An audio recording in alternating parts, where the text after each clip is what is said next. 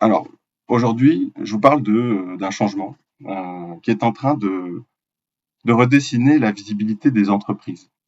Alors, pendant longtemps, la question de la visibilité des entreprises était assez simple. Comment est-ce qu'on est visible dans Google? Et aujourd'hui, il y a d'autres questions qui émergent. Comment est-ce qu'on peut être retenu par une intelligence artificielle quand elle répond, quand elle compare, quand elle résume et quand elle recommande à la place de l'utilisateur? Et pour répondre à cette question, donc, je vous propose aujourd'hui un modèle qui est très simple, voilà, pour vous guider très simplement. Le SEO, la notoriété et la découvrabilité. Et donc le premier point, c'est que beaucoup d'entreprises que je rencontre, parce que c'est mon métier, elles ont souvent le sentiment d'avoir déjà commencé à se préparer, alors qu'en réalité, on voit bien que ce n'est pas souvent le cas. Elles ont travaillé leur SEO, elles ont parfois amélioré leur contenu, elles ont même lancé des tests dans ChatGPT, dans Perplexity ou dans Mistral. Mais dans la majorité des cas, elles optimisent encore pour un ancien monde, celui des moteurs de recherche, mais pas encore pour le nouveau monde, celui des moteurs de réponse.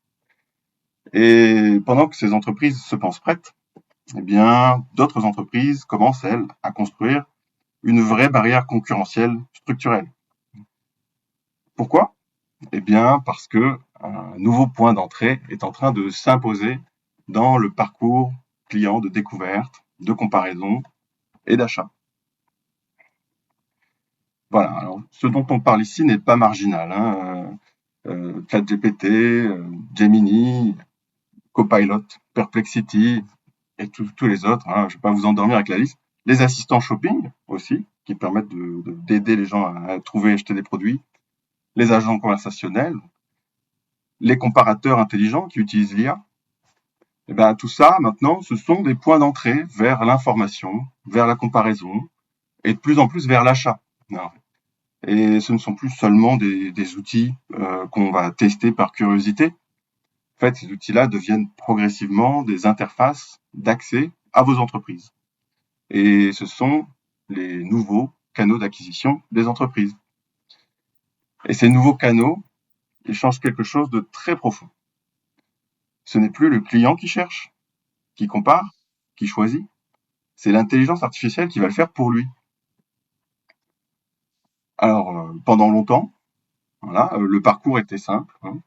L'utilisateur tapait une recherche, il ouvrait plusieurs liens, il comparait, et puis il choisissait. C'était lui qui faisait l'effort de sélection. Alors qu'aujourd'hui, on bascule dans un autre modèle.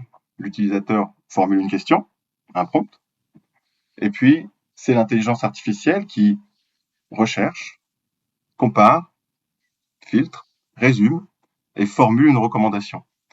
Et cela ne veut pas dire que l'utilisateur disparaît, mais ça veut dire qu'il devient passif dans le parcours décisionnel. C'est l'intelligence artificielle qui décide à sa place. Et comme la manière dont la sélection est faite se déplace, alors les enjeux, pour être visibles, ne se jouent plus au même moment dans le parcours d'achat. Et c'est probablement une des phrases les plus importantes du début de cette conférence. La bataille pour la visibilité ne se joue plus seulement sur la page de résultats. Elle se joue avant la réponse. C'est-à-dire tout ce qui permet à une marque, à un produit, à un service d'être sélectionné, d'être interprété, d'être réutilisé au moment où l'intelligence artificielle va construire sa réponse. Donc votre vrai enjeu se déplace avant la réponse. Voilà pour l'introduction. Pour ne pas se perdre dans ce vaste sujet, comprendre que veulent les IA pour vous citer, pour vous recommander, je vous propose une structure pour cette conférence très simple. Euh, D'abord, qu'est-ce qui a changé dans le parcours d'achat?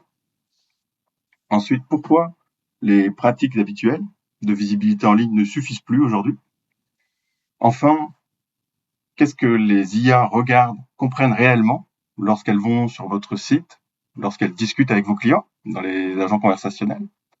Et puis finalement, donc, comment, en tant qu'entreprise, vous pouvez agir aujourd'hui et pourquoi vous devez agir aujourd'hui sans tomber dans des méthodes temporaires, des méthodes confuses.